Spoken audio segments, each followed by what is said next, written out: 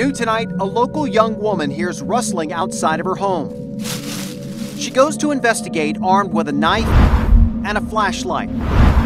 It's what happened next that left her father with a broken shoulder and a chase through the quiet streets of Kensington. And they admit they should have just called 911, but they say instinct took over. 10 News reporter Dan Haggerty talked to the family tonight about why they confronted a man in the shadows behind their home. Well, let me set the scene for you. 10:30 at night, the family in here getting ready to go to bed when someone inside hears this. Outside, feet in the rocks. And I don't know many people who would have done what happened next. Samantha Neri did this when she heard someone creeping outside her window. So walked down here and then grabbed a knife.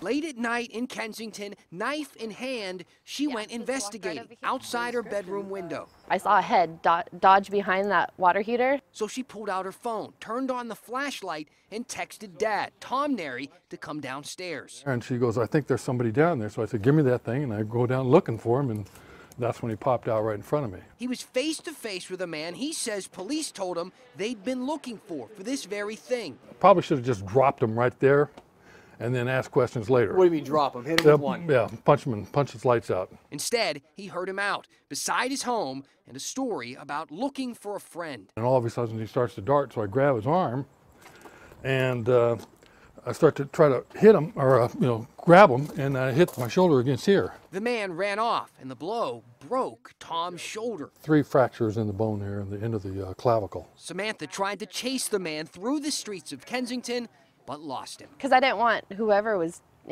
being creepy to just get away. So I figured I'd stop him somehow. I'm here to protect my family. So that's my #1 job. And police are still looking for the guy. He's being described as about 30 years old, about 5'3", thin mustache.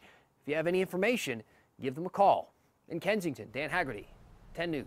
All right, thank you, Dan. Here's more of a description, too. The suspect described as a Hispanic man, 5'4" to 5'6" tall, that thin mustache that Dan talked about. He was wearing a red golf shirt and tan pants.